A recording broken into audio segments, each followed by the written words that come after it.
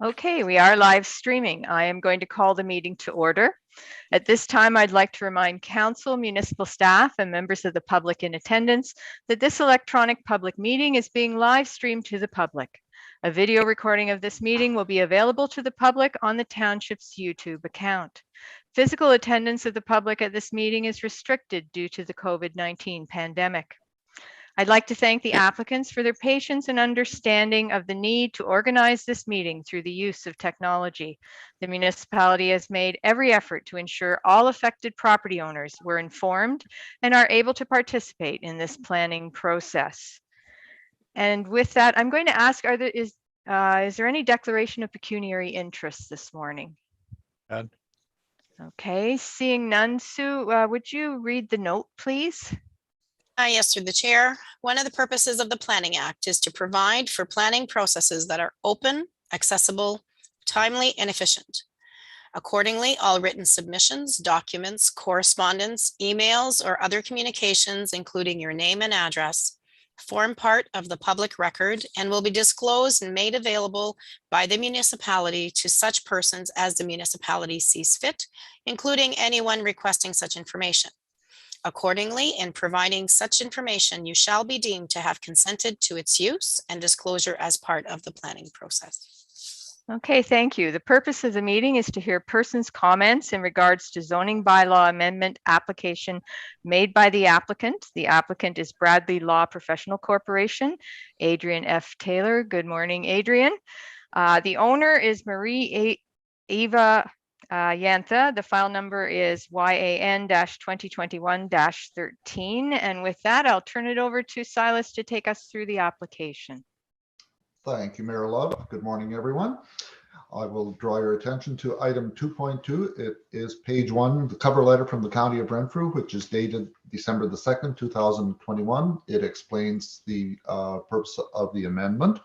Item 2.3 is the County of Renfrew Planning Division Zoning Bylaw Amendment Report to Council dated December the 2nd, 2021. I assume that everyone has had an opportunity to review the report from the county. Very good. Are there any concerns or questions on that report? No concerns Okay. or questions. Very good. Now, number 3, the purpose and effect of the zoning amendment is to rezone a vacant property that is 445 square meters in area to permit the use of 2 storage containers for inventory storage for Yantha appliances, which is located on the adjacent property. The effect of the amendment is to rezone the subject lands from residential 1 R1 to commercial exception 8 bracket C-E8 bracket closed. All other provisions of the zoning bylaw shall apply. Number 4, report on application and notice. 4.1, notice of complete application was sent out and dated December the 2nd, 2021 to the applicant. Item 4.2, the notice of application and public meeting were sent out to all affected property owners within 120 meters, which is 400 feet of the subject application, and to all public bodies as required on December the 10th, 2021. 4.3, notice was posted on the subject property on December the 9th, 2021.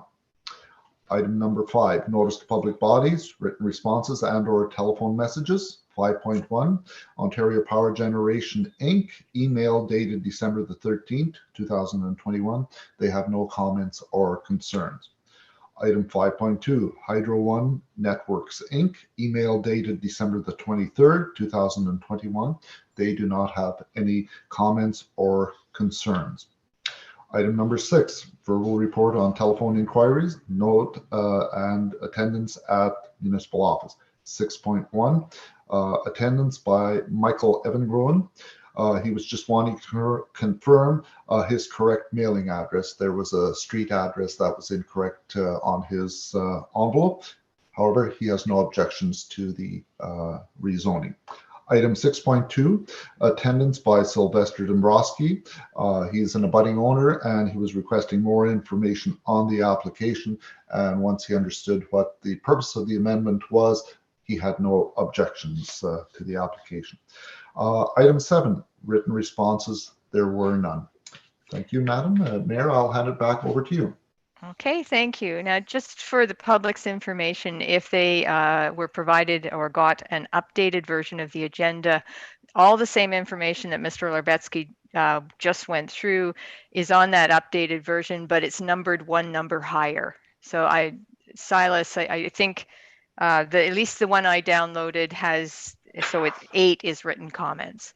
Okay, So there was, yeah, it just got renumbered, but you went through all the information. So I just wanted to make sure, in case someone is watching, that they understand that you went through all the information that was provided. excellent. Okay, with that, I'm going to ask, are there any oral or written presentations by those in attendance? And I just wondered, Adrian, did you want to speak to the application?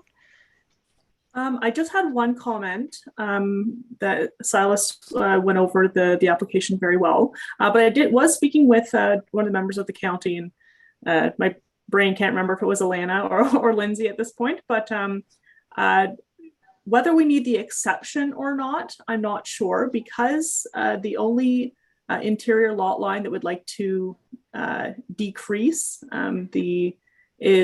we wanted, the original application had from 3 meters to 2 meters, but in fact the bylaw itself says that there is no lot line setback from another commercial property, and that is the Yantha Appliances where the actual store is located is already zoned commercial.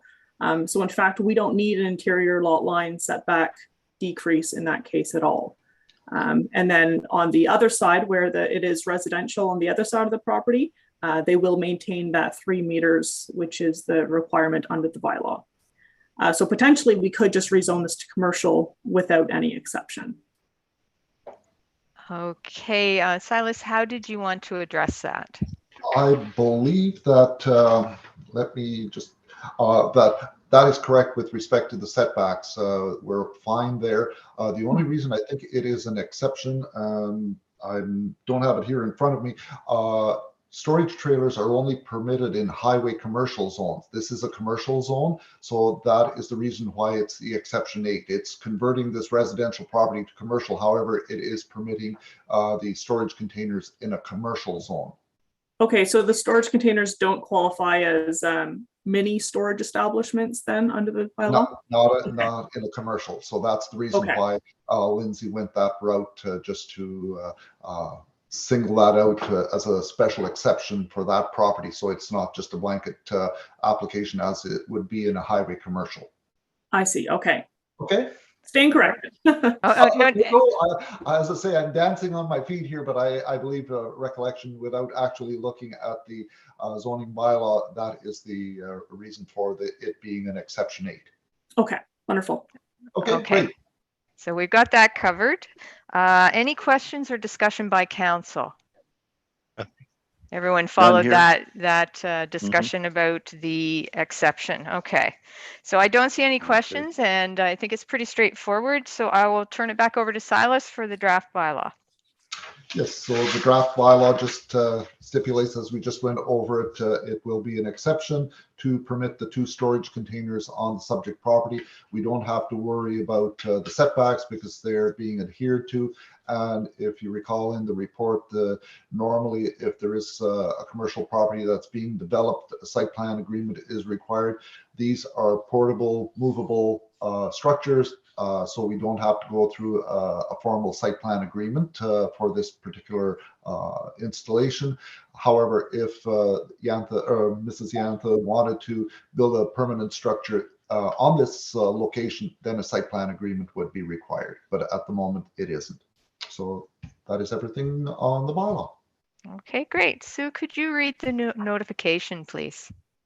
Yes, through the chair. Council is also required by section 34, 14.5 to inform the public at the public meeting of who is entitled to appeal to the Ontario Land Tribunal under sections 34.11 and 19 as follows. Section 34.11, if council decides to refuse an application or refuses or neglects to make a decision on an application within 90 days of the municipal clerk receiving the application, the applicant or the Minister of Municipal Affairs may appeal to the Ontario Land Tribunal by filing an appeal with the clerk of the municipality. under section 3419, not later than 20 days after the giving of notice of the passing of the bylaw.